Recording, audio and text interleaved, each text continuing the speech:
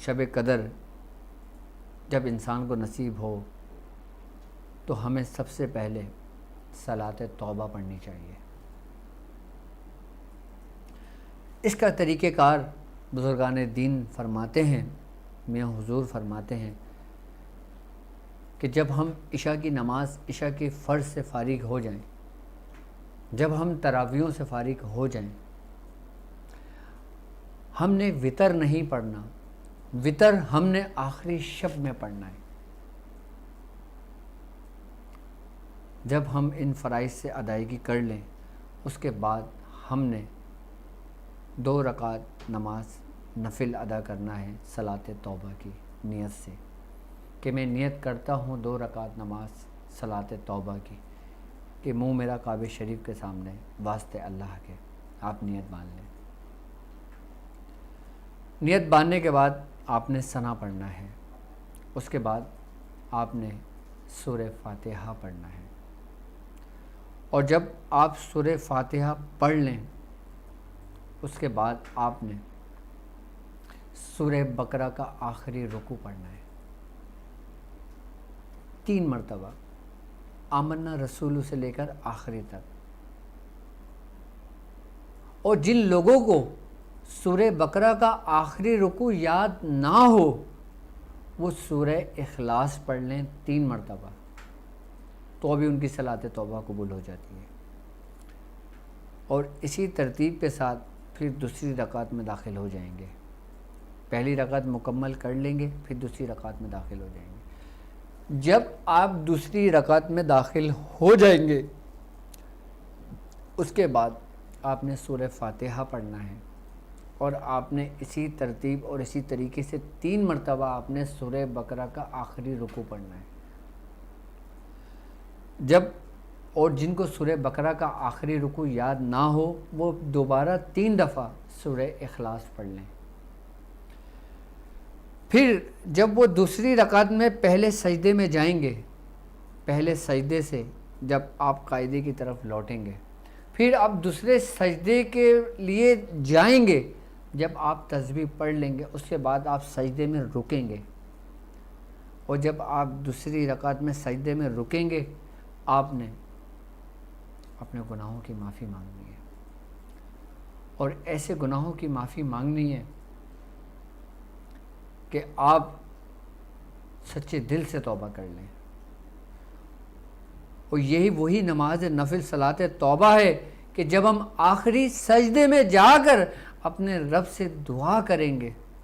وہ دعا مقبول بارگاہ ہوگی۔ جب ہم اپنے گناہوں کی معافی مانگیں گے ہم اپنے آپ کو سلینڈر کر دیں گے، کیونکہ جب ہم دوسرے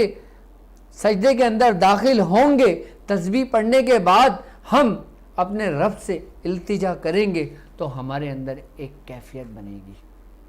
ایک فیلنگز بنے گی،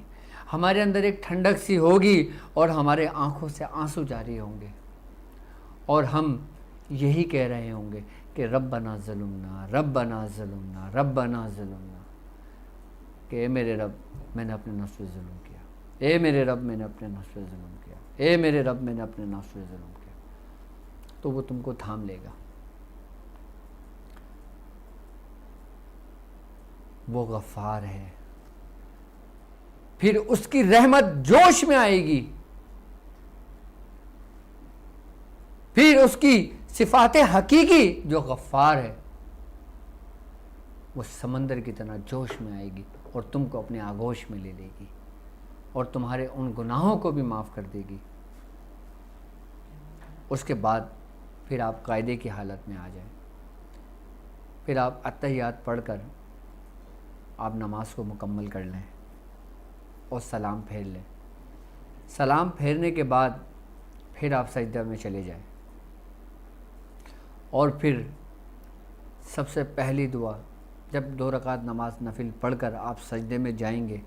یاد رکھنا سب سے پہلی دعا جن لوگوں کے ماں باپ اس دنیا سے رخصت ہو گئے ہیں وہ ان کی درجات کی بلندی کے لیے دعا کریں، وہ ان کی بخشش کے لیے دعا کریں، وہ ان کے اعلیٰ مقام کے لیے دعا کریں،